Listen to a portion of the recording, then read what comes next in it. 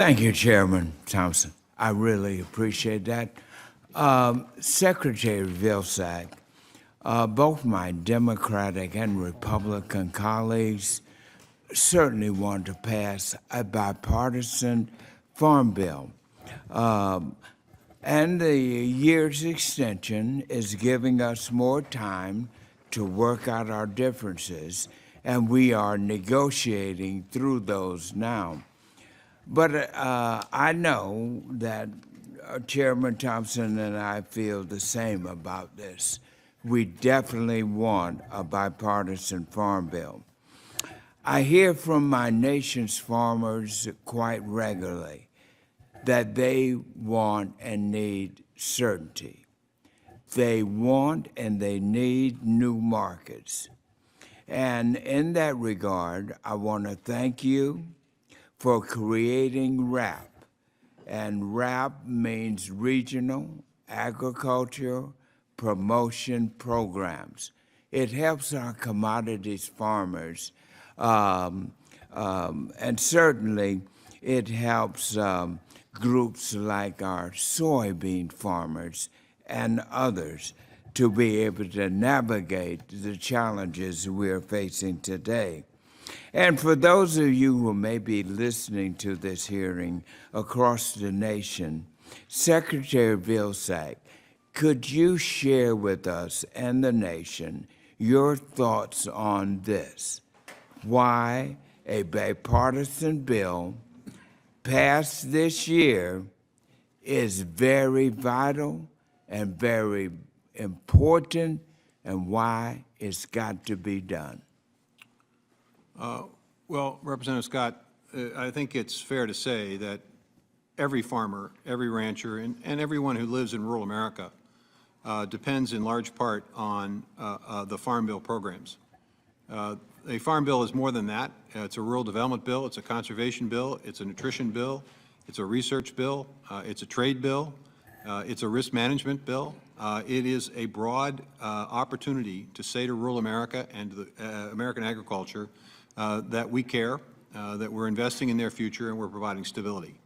The failure to have a farm bill creates uncertainty, and that uncertainty makes it very difficult for producers to make decisions about their operations, to decide whether or not they're going to diversify their crop, to decide whether or not they're going to take advantage of new crop insurance. By the way, we've had 12 new policies and 50 new modifications to crop insurance just in the last 3 years.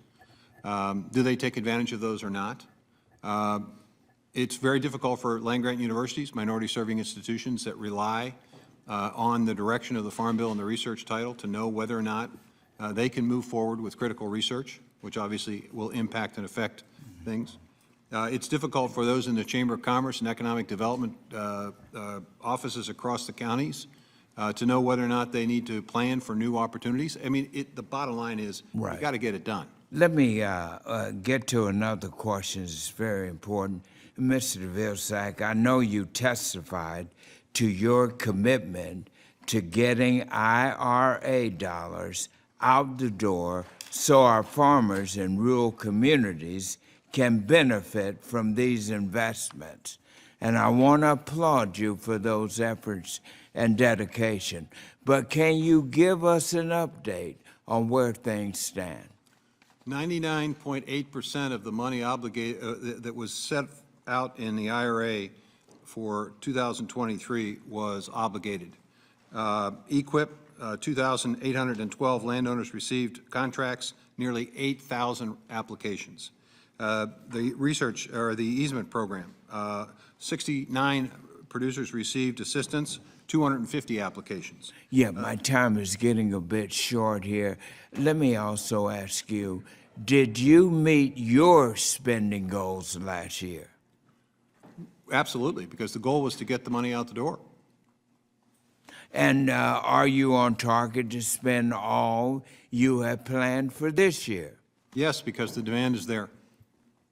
And are you still hiring more staff, or has hiring plateaued? Because of the money and resources in the IRA, we're able to continue to increase NRCS over 1,500 new people working at NRCS, and we've expanded through technical assistance cooperative agreements, additional help and assistance. Thank you, and I just want to personally thank you for the great work you've done with me and many other members on this committee in making sure our 1890s Student Scholarship Program is now permanent, and it passed in a very strong bipartisan way into the Farm Bill, and we're making that scholarship permanent. Hopefully that addresses some of the concerns that you expressed about making sure that we have farmers for generations to come. Thank you. I thank the gentleman. Now recognize the distinguished gentleman, the Chairman Emeritus from Oklahoma, Mr. Lucas, for 5 minutes. Which is a polite way of saying the old guy. Welcome, Mr. Secretary, and kind of in that role, you've had an outstanding career too. You've been Secretary, what, 10 of the last 14 years? Going on 11.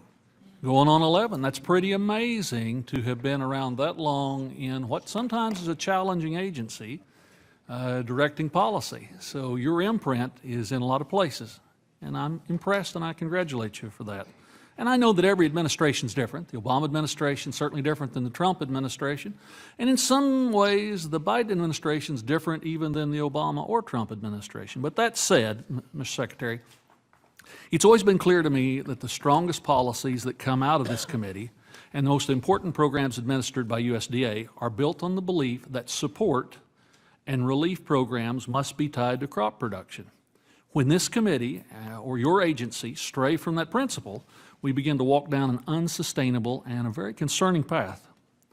When you last appeared before this committee, I raised concerns about your agency's design and implementation of Phase 2 of the Emergency Relief Program for 2021 crop year, and called for a return to the ERP Phase 1 methodology. You said that your agency would learn from their experiences during the first iteration of ERP and would factor it into the administration of the next. Well, based on the reports that I'm hearing from my producers in Oklahoma, ERP 2022 has proven to be no better than its predecessor at delivering support to those who suffered the greatest crop losses. So my question to you today is exactly where those lessons your agency learned from the administration of 2021 ERP program, what were those lessons, and how did it change the approach in 2022?